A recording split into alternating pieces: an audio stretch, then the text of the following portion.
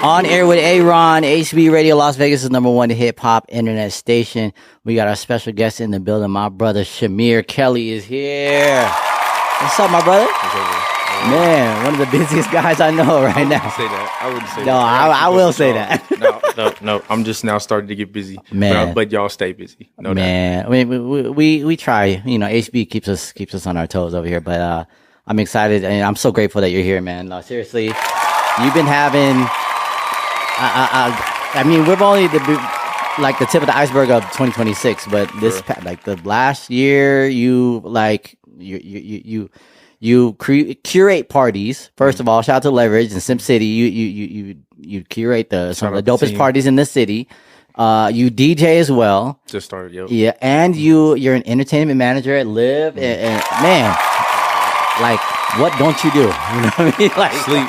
Right. That's one thing I'm trying to do. I was gonna ask him, when do you get to sleep? But we're working on it. You know what I mean? Especially to my mom, I am trying to get my sleep. I promise. But no, I mean, since Sim City, we've been able to evolve and grow and do a few cool things. And it's just cool to still be doing local stuff as well as stuff on the strip. You know what I mean? Right. And now with SimCity, it's not even you guys have weekly parties now. There's Leverage House. There's talk about everything that you guys have going on right now. Yeah, I mean, it's really dope. I mean, we did do like 2-3 years straight in the club. You know what I mean? So we can honestly, as a group, we say we got burnt out of the club, and as you can see, it's like a local event every week. Right. And that's all from Jay and Dame have always reminded me to have a, very good and strong presence with the city. And even Evan, they all emphasize our local events are really what got us to be on the strip. Right. So we wanted to go back into that a lot this year. And, it's been going pretty well. We got some dope stuff lined up more towards the warmer months into the summer. But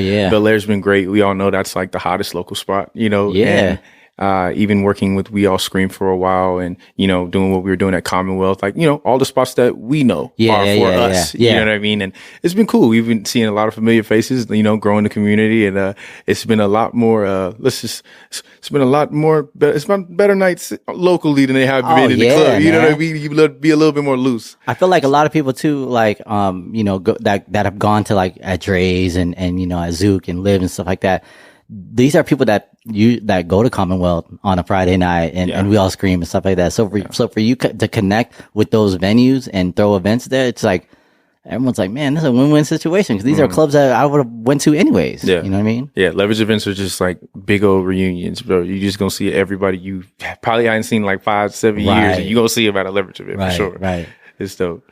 But you're a busy guy. Trying to be, man. You know what I mean? I'd rather be working than at home. Exactly, right? Let's talk about because this is the first time that me and you are actually getting to sit down here. We've had Jay and Dame on here, and a couple years back, and now it's special because you've actually since then you started working at Live and stuff like that. You started DJing. How long have you been DJing now? I started DJing. I mean, I think we're a little over a year now. November of the year before, right? So a little over a year. Was that something that you always wanted to do, or how did it just kind of let me just try and damn, I actually love this shit.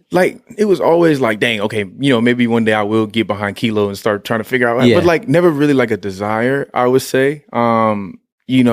Even me and Kilo would talk about it all the time. He's you need to do this. And I don't want to. You know what I mean? So he was kind of trying to tell you, even with SimCity. Because your brain works like a DJ. He's taught me that. You know what I mean? Kilo really taught me how to kind of break down the music so that it could be curated into sets for, Simp, right? So that just led into us, learning how to, speak each other's language when it turns to curating the music, right? But never thought it was anything about DJing at all. It was being in that club. It was being at that club, and I could sit here and act like I have the most inspiring story on why I want to be a DJ, bro. No, I saw how many commas were attached to those checks. Wow, yeah. What are we talking about? Well, you've been in the city for a minute. Go, and these dudes getting paid. And don't get me wrong. Especially in the genre that you're playing in right now. You know what I'm saying? I'm trying to get in there too. It's a serious space, right?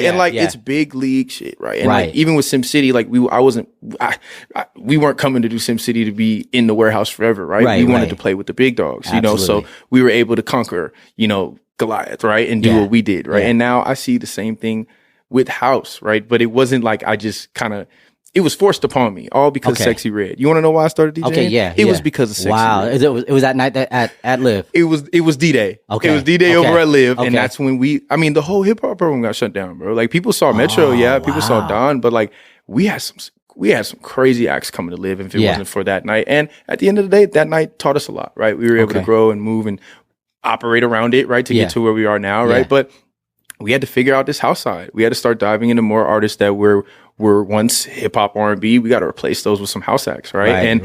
We have a really, really dope team in terms of talent, and just like my direct bosses that I work with, I found Blue. Like, we talking about some dogs that's been in the industry for 10 plus years. Wow. They understand how to move, and also, when it's time to take a gamble on something, roll the dice. You know what I mean? And like, that's a lot of our, methods in terms of how we have booked, especially since the beginning. Obviously we work for the almighty and powerful Dave Grutman, right? Who also has an amazing influence on getting this talent over to Live. Yeah. But the Vegas curation really has been special because we had to figure it out on the fly, right? But also be forward. And in doing that, right, I was able to listen to some cool music. I ain't gonna lie. It wasn't the old school, big room, hard style that like I'm used to hearing, right? Yeah. I was able to hear like, just variety of stuff that I didn't like and that I did like. And that led me into people and DJs that I really, really like that you don't hear in the club. Okay. So then it started, as a collective, we all like broadened our thinking on like what would work and with who, and, taking gambles on these younger, right, more trendier type guys, right? But they have the sound and they possibly have the branding and marketing behind them to push them through, and they might be the next John Summit, right? Because we are also talking about being in the building with the Avicii of our time, I mean, respectfully, you know what I'm saying? John Summit is Michael Jackson, killing it, electronic music. Oh yeah, definitely. And it's like, young too, killing young, bro. And the whole roster is just like, you look at the Live roster and you have to put it up with some of the greatest rosters in the world, bro, because we're doing it, and it's really cool to be a part of. Like, it's dope, especially coming from being like the R&B and hip hop guy. You know? That's what I'm saying. Yeah. Was it hard to like kind of convince them, like, yo, I can, like, give me a chance to, because obviously you're the entertainment manager over there, but was it hard to convince them, like, yo, let me play a set real quick? And I'm like, wait, bro, come on. You're a Simp City guy and you're asking to play, you know what I mean? How did that conversation go? There's a approval process, and I'm just going to say that approval process is Kevin Clark. Okay. And there's people in the industry, if you're in the industry, you know who Kevin Clark is, right? Yeah. If I say Kevin Clark, and you understand the whole scheme, I'm saying, right? So there's no cakewalk to this. Like, we're still talking about, like, the main stage of the capital of entertainment. You know what I'm saying? And it's like, it's easy to go and, he did that because he's one of the entertainment managers, bro. Right. He's the booker. Go do it. You know what I'm saying? Like, go through the same process. Put my shoes on and go out. That's the what I'm same saying. way that I did to get. You had that relationship, so it wasn't just like you're an entertainment manager. Like, give him a chance. Like, nah, I'm sure you had to like do your PowerPoint presentation and say, hey, look, but look what I can do, and look at and then they make it make sense to them too. Because if it was bad, it wouldn't be continuously be a thing. Like, let's be honest. You know what I mean? So like, you know me. Say that. I'm very, very plain with it, and at the end of the day, like, it does look like a great situation. It really does. But like, we ain't just get here because we just woke up one day. Like, it's real work that needs to be put in, because it's not a game, bro. Yeah. The club is a business. There's money. There's money in there, and they're just not going to play with it. Like, they want to make sure that, this is going to be a lucrative night for everybody. You know what I mean? So, man. It's cool. But Kevin Clark approval for sure. That's what's up, man. Now, talk about that original conversation with him. Yeah. Like, it was more just like, I saw an in, right? And I work with a whole, but like at the time too, we had a crazy roster of just legends, bro. We had Mikey Francis, DJ Stretch, Booza. We opened the club with guys that really knew how to rock the room. And to this day, Mikey Francis able to evolve into Human 404. He's like a Vegas legend in terms of house music, bro. Like, electronic scene. Like, he's played every big night. I sat and watched these guys for almost a year. You know what I mean? I was able to see, from an outside perspective. Like, I'm not coming there to be a part of the club. I'm here to study the club. So I see what songs move, what songs lose them. You know what I'm saying? Maybe the break is too long to where, people's attention spans are a lot shorter. Where these kids, they need, so if you're not keeping up with them, you're going to lose them, and you could feel it in the, so like, just like doing homework, bro.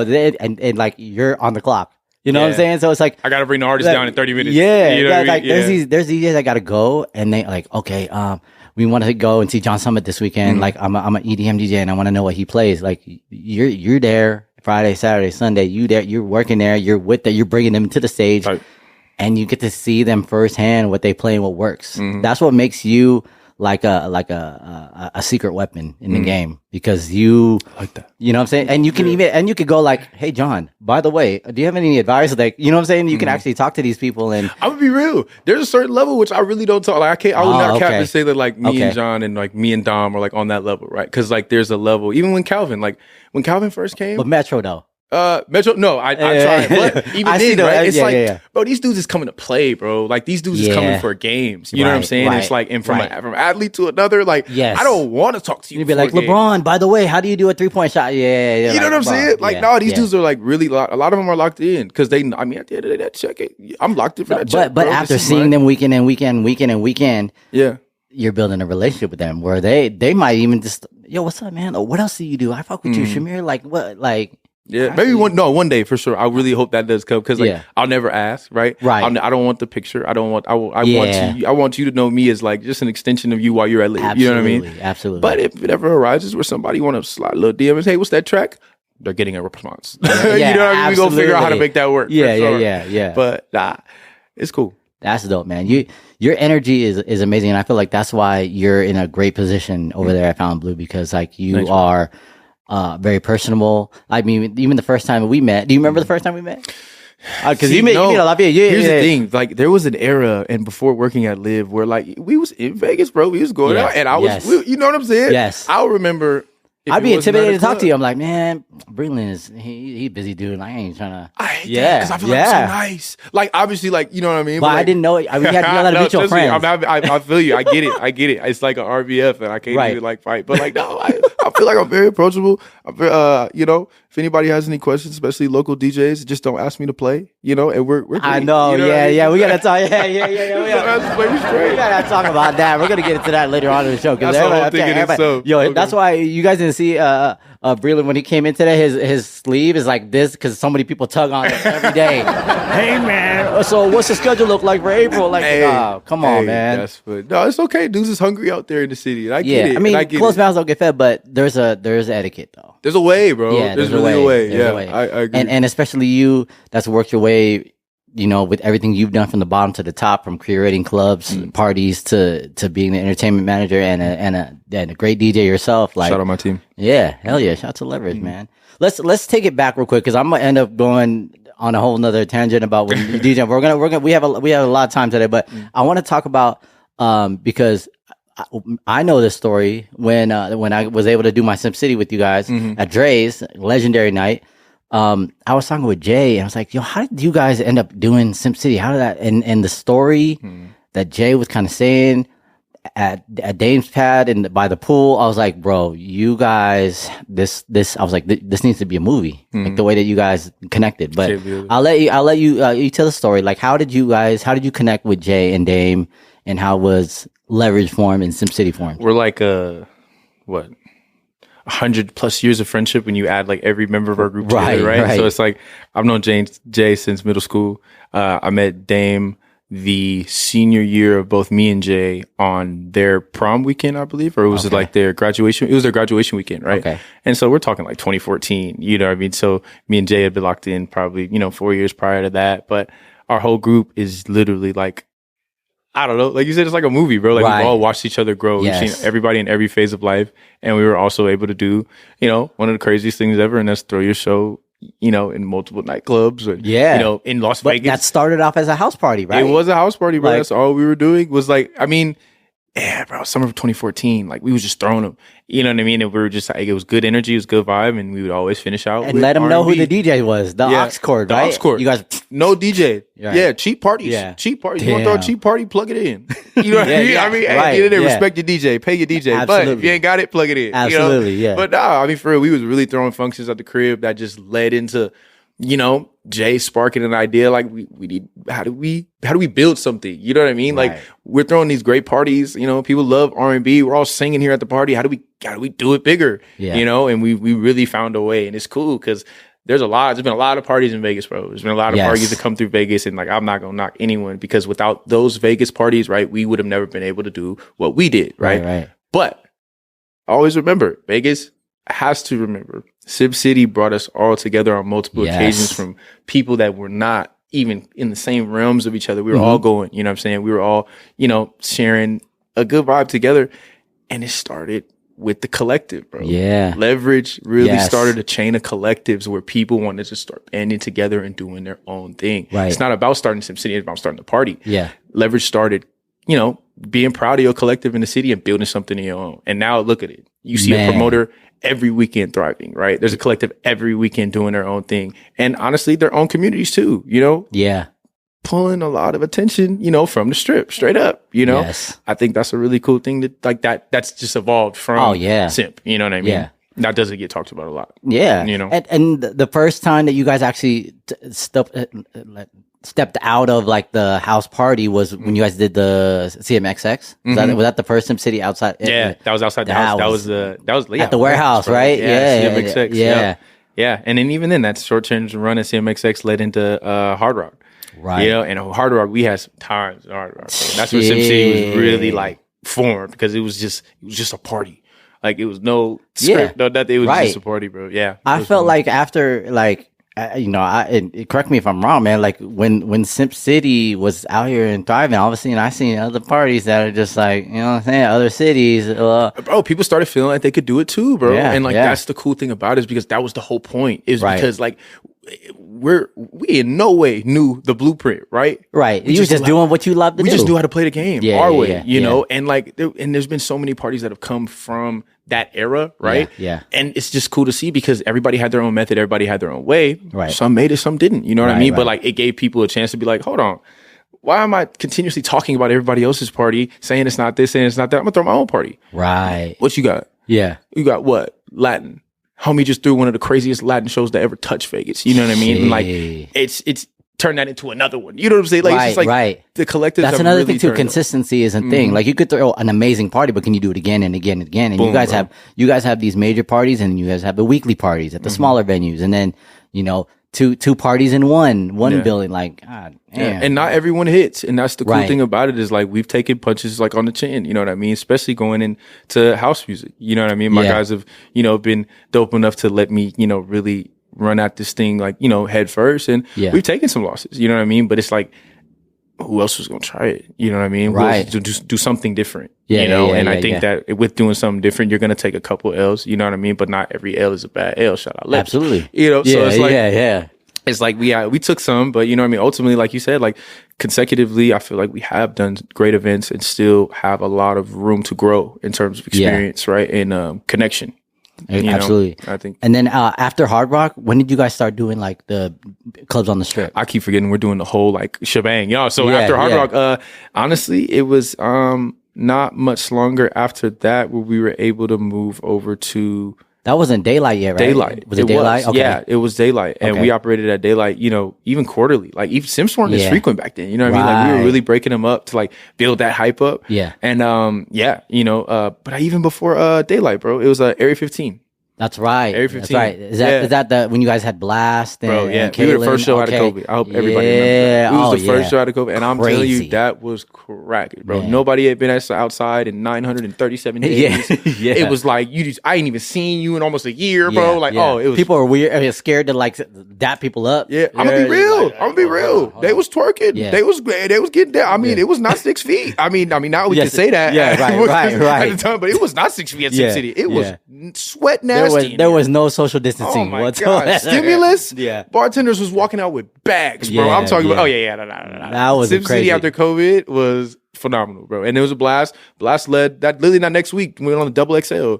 You know what I mean? And then probably a month later, we flipped out with Bryson Tiller and Keisha and Mario. And like that in itself was crazy. And I heard Keisha hit y'all up to do that party, right? No. That's what I thought. She DM'd somebody or my bad, not her specifically, but her team. Oh yeah. They DM'd the SimCity IG and was like, "What's up? We need to be there or something." No, right? I 100% got that wrong. You're 100% right. Jay did get that DM.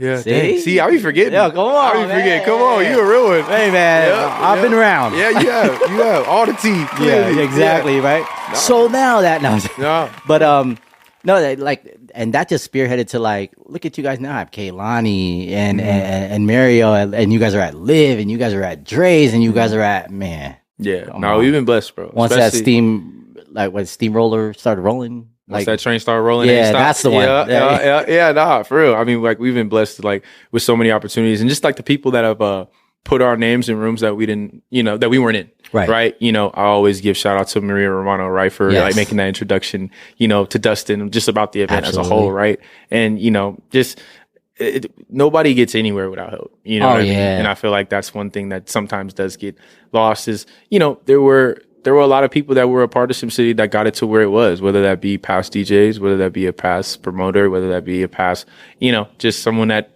told their homie about the event. Like, we didn't do this by ourselves. We were just gracious enough to be loved by the city enough to, keep being elevated. You know what I mean? And like, even still, like, it's really dope to know that there's so many people that still support yet, but still, want to see growth, right? Absolutely. Our fans aren't even like consistent with complacent with where we're at. You know what I mean? And we're not either. There's dogs out there right now. Just promoting game is not easy. That's what I'm saying. Yeah. And there's this kid just like us, and we were in our early 20s, bro. We was ready to go, ready to take out whoever, right? And now look at us, we in our 30s. Oh my god! And looking behind us with kids now, man. The team got kids. We gotta we might need to get out this lane because they in the fast lane. We might need to get over to the right and find something else. But just going with the times too, right? Because we're not in our early 20s anymore, but we still have and want to experience, nightlife, community, like with our demographic. Right. So we have to alter, set times. This might be a day party. You know what I'm saying? We might not be doing too many club events, or this might be something that's more a grown and sexy vibe. Right. Bring your girl out, bring a cigar, whiskey type lounge. We want to continuously grow, right? And it doesn't always have to be with SimCity, and we want to continuously try new things. Yeah, because you guys have the other parties too, like the hip hop, more ratchet type party. Dark. Yeah, the after dark party, and then I remember you guys had that Area 15 with Kaylin and Pilo came out. That was a couple years ago. Our branded parties, bro. Like just being able to work with collectives like Hidden Hills and Jabberwockies and Puma. Yes. Shout out the guys. I mean, we've been able to really do some dope collaborations. I mean, hold on. A couple months ago, I'm not even kidding. It's the Jabberwockies, Dame, Kilo. And I'm just looking on the stage like, huh? How does it get here? You know what I mean? It's just crazy to think. But I'm watching Jabberwockies in my 6th grade, living room. Now they're doing events with you. Yeah, you know what I'm saying? Going against Super Crew. That's Jabberwock with Super. Oh my God. It's crazy. But it's dope to really look back and see, like you said, a lot of the things that we have accomplished, because it is a lot, it's really dope. I can't say that. How do you guys delegate, who does what, not just preparing to do a party, but also the rocking the mic that night, you know what I'm saying? Obviously you and Dave are the ones that are on the mic on stage and whatnot. And I know Jay's more I'll let them do the mic. I'm cool back here and I'm cool with the setting up the shit. How do you guys delegate who does what and everything? No, dope. I mean, everybody's always, the cool thing about working with these guys is that everybody knows their strength and everybody knows their weaknesses, right? And I think we've all been able to divide and conquer and always bring back what it is that we have to, from our side, whether that be a talent side, whether that be a financial side, whether that be a venue booking side, whether that be a partnership side. We have multiple pieces within the group that all know their role, right? And it's cool because, sometimes there's somebody that wants to say they're the CEO, somebody wants to say they're the COO, somebody's a CMO. And in all reality, we all know that leverage moves with each member, right? It doesn't move without the other. So I think we all are some people, like I said, good with finance, some people are good with booking, some people are good with playing, and some people's good with figuring out who's gonna pay for it, and what sponsor is this, and I think that's it's been unorthodox, right? But we didn't come in it to really do it like everybody else, what I mean? Because we never looked at it that way. We just figured out how are we gonna do this. This together. Is what we need to get done. Who can do what, and let's get and how we gonna do it, as a collective, know. And I think that's what we've done. Super dope, definitely almost 10 years. You know what I'm saying? Bro, definitely go get to that 10-year sim. Yeah, absolutely, man, absolutely. Legendary nights, by the way. I moved to Vegas in 2017. And one of the things when I moved here was doing research on parties that were the ones, that were moving, and DJs and the curators that I needed to go and see and witness. And SimCity was that one that was just bubbling. And it was oh, they got this R&B party over here downtown. And I remember going to that CMXX, and it was And it wasn't even the whole building. You guys had to cut the room in half, bro. And that shit was a little lit. portable bar, bro. Yeah, portable bar. To seeing where it's at now, live like with Kaylani on Valentine's Day. Like, yo, come on, right? Like, crazy. Bro, that's like, how does that feel looking back on the last 10 years? Dope, bro. I mean, like, yeah, and it goes so fast. You know what I mean? Because you're always thinking about the next one, or like, how could we prepare for this? How could we do that? Or what venue could we book next? You know. But up until like the last, I'd say like year or so, like we have taken some reflection on what we've done. You know, and it has been dope. And yeah, you can't ask for no better than that, bro. We grew up in the city, and we've done, you know, legendary shit. Oh my God. And absolutely. it's been all with like the people that I've known, like I said, for 10 plus years. Like, you know, it's a blessing for sure. I just, you know, we just don't want to get, you know, complacent. Because like, you know, you do magic once, you could do it again, right? Absolutely. You could do it 3 times, you could do it 4 times. It's just got to take the same amount of work, you know? So understanding of like, you know, take the good, right? And like, you know, understand you guys have done great things, but like, we hungry, bro. You know what I mean? And I know like because you're very hands-on with like, when you book the DJs, you like, remember when we had did our Sim City, it was like, we were on calls, we were meetings, we had like a powwow before, a week before, and was like, yo, like, you're very hands-on, like, what are you playing? Like, you know what I'm saying? To DJ for a Sim City party or a leverage party, you can't just, all right, cool, you're booking me in 2 weeks. All right, nah, you guys, let's see what you got. Like, we want to know. Yeah, especially for SimCity, for sure. Like, you know, we want to know, like, we want to curate something, you know, and I think it's a lot more of an experience for not just the guests, like the DJ too, when, you know, you're playing a SimCity set. How would you do a SimCity set? Just like, how would you play a set at Dre's? You know what I'm saying? Legendary nightclub. I'm not coming in Dre's playing like I would at, you know, Fat Ends or, like, you know, I'm coming in with like some, and like people sometimes, and like sometimes they don't, you know, life happens where people don't have the time. But like, there are a lot of opportunities and times where DJs have been like, nah, this is SimCity. I get to display my Sim set, and people have cut up, bro. We've had some legendary sets at that place. Yeah, you know? man. There's some big name DJs in there. You guys just had Eccentric. Yeah, we just did Eccentric. Man, crazy, come on. right? Legend. Eccentric. Who else have you guys had? Bella Fiasco, Lex. You've had Four Color Zach. Like, legend, bro. Man, Bonix. Yeah. Man, like, West Coast legends, I'm telling you, like, you guys, you're and it's going to continue to keep growing. Like, let's talk about when you guys like step out and do these one-offs in other states, like in Utah. Like, how did that come about? Like, what was the idea? Like, let's take this. Should we take this on the road, or was it an idea from one of the members that was like, let's go to LA and do an LA one? Yeah, no, we the word started spreading, right? So obviously venues are starting to see it as an attraction to where, you know, maybe that's revenue that could be made in their city. So, you know, they book SimCity as, you know, kind of like it's not even like coming in as promoters anymore. Like, people kind of book us as like, you know, talent, like the event, you know? So it's cool that we can come in and, you know, obviously work the same way we would if we were in Vegas, because we come with that quote unquote Vegas experience, right? One thing no one else could say that we could say is that we have the Vegas experience, right? It might not be strip experience, but this is Vegas for real. You know what I mean? So no, we were able to get hit up by a multitude of different venues, and traveling and doing Simp is great, because the same songs that we might have played for y'all 30, 40 times, right? This is, you know, it's their first time hearing it from us. Oh, yeah. You know what I mean? It's So it hit a little harder, right? Yeah. The CO2 hit a little harder, confetti drop a little nicer, you know? And it's cool to just experience like the same music we love. It's like Vegas is a little spoiled now since we bro. We're so oversaturated here, bro. It's hard to even find like enjoyment in the same thing somebody would find is like the craziest thing ever, bro. For us, that's every weekend. You know what I mean? So it's like, I get it. But no, traveling out of state has been dope, and like, you know, really, you know, takes you back to think and be appreciative of Vegas, because like we got something to do every weekend. You know what I mean? If I'm going to Minneapolis.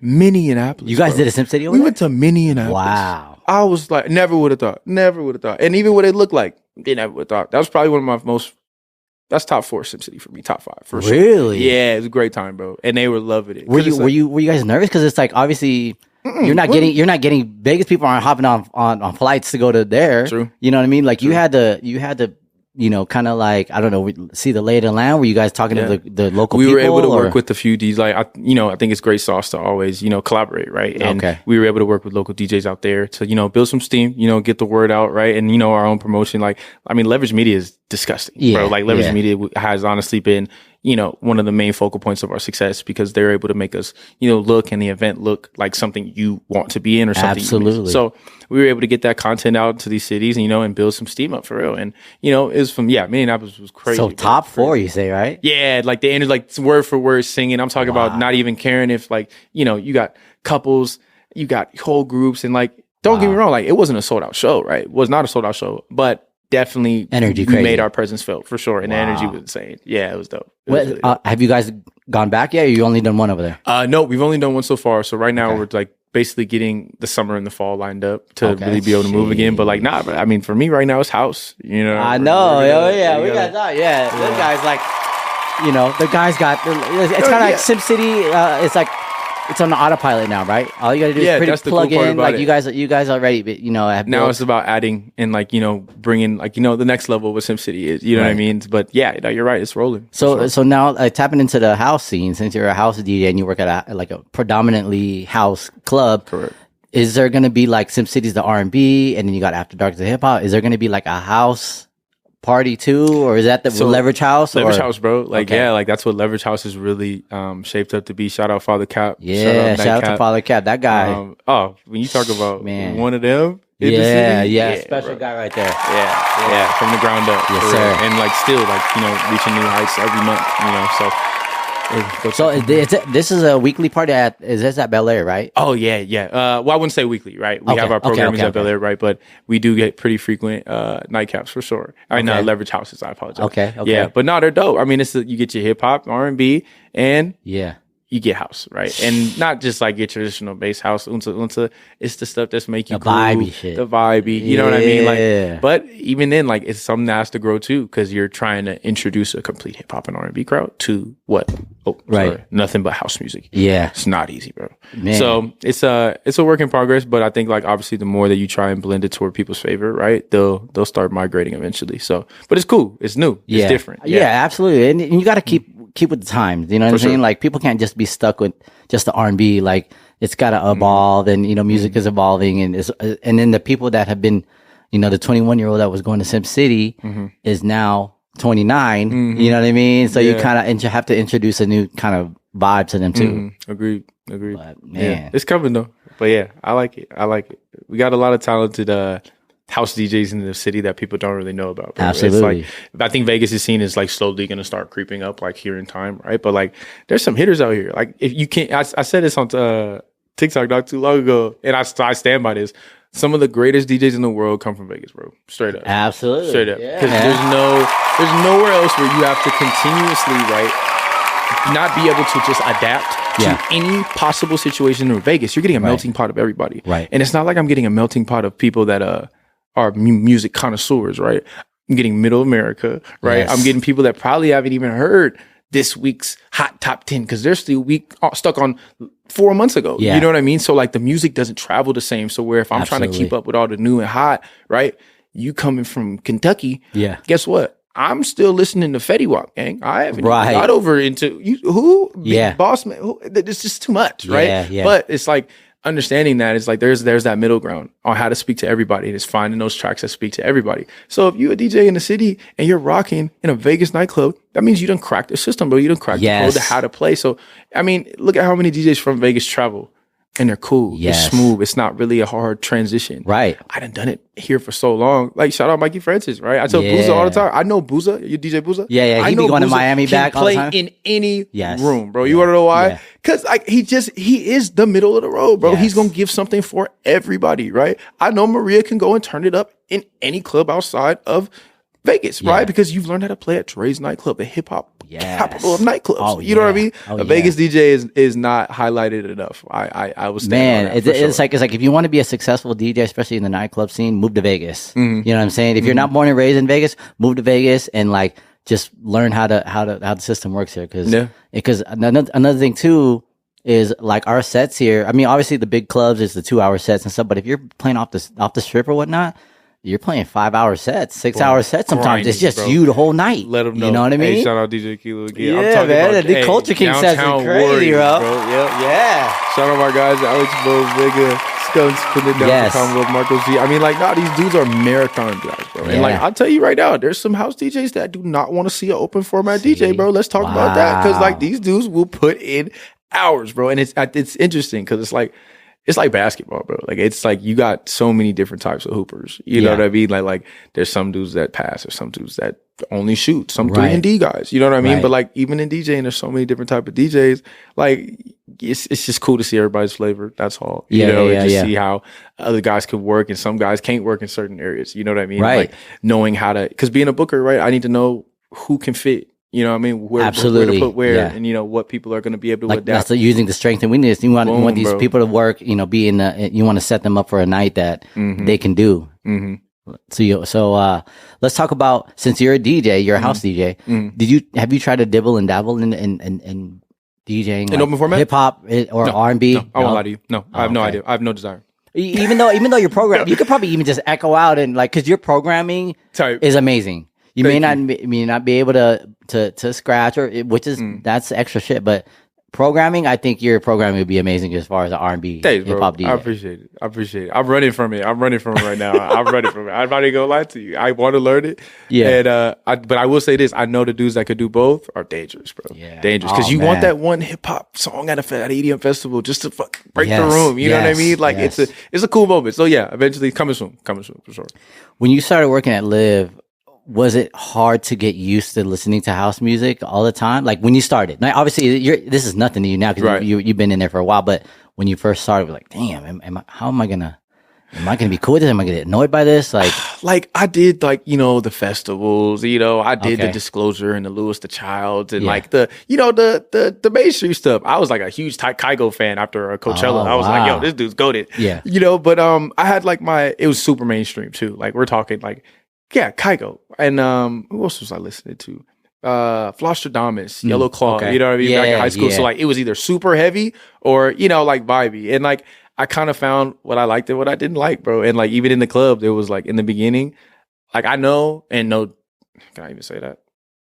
There's one club out here that I won't say the name. I know if I worked there, I would be very upset, right? Because it's just not the style of EDM for me, right? But for us, I feel like we always, even from jump, just had that flavor that I was more accustomed to, you know. So it was easier, you know. And we bring in some dope support. Don't get it twisted. Like, we got some dope DJs coming on before those headliners. Yeah, bro. Man. Shout out to Nino, man. We had Nino on the show a couple weeks ago. Yeah, Mr. Metro, Mr. Nino. That guy, Nino Booey, man. That guy, I always call him MVP. Yeah, that guy's, you know, amazing, me and him DJed at Moxie together, and he just moved here from Atlanta, and to see him, you know what I mean, and thanks to you for trusting him and believing in him, like, you know, coming here and open up for Metro and whatnot. Like, I mean, and like super unorthodox. Like, if you know Nino, you know Nino, but there's nobody you can't knock his grind. You know what I mean? He's gonna put in the work, and he's gonna show up. I mean, like, it's one of them. Hey, I need you to get 30 tonight. All right. Are you gonna give me 30? You know, it's dope. And like, you know, he's definitely grown in the last couple of years, and just seeing him, like, you know, in the club, like, he's not even the same DJ he was when he first started. So it's only up for him, honestly. Yeah. I'm special guy right here. Shout out to Nino, man. Man, we only hitting the tip of the iceberg, man. We got so much shit to talk about. I want to talk more about Shamir Kelly, the DJ. We talked about Breland Kelly, the Leverage founder. But now I want to talk about Shamir Kelly, the DJ. But we're gonna get into that right now. You're hanging out, right? Yeah, I'm here. I know. You just came from the Beach Club. You know, and I still need to get some rest going to the nightclub. Yeah, see, this guy, one of the busiest guys I know, man. But we're gonna take a quick music break, and then we got more of my brother Shamir Kelly in a little bit, man. It's on there with Aaron right here on HB Radio, Las Vegas' #1 hip hop internet station.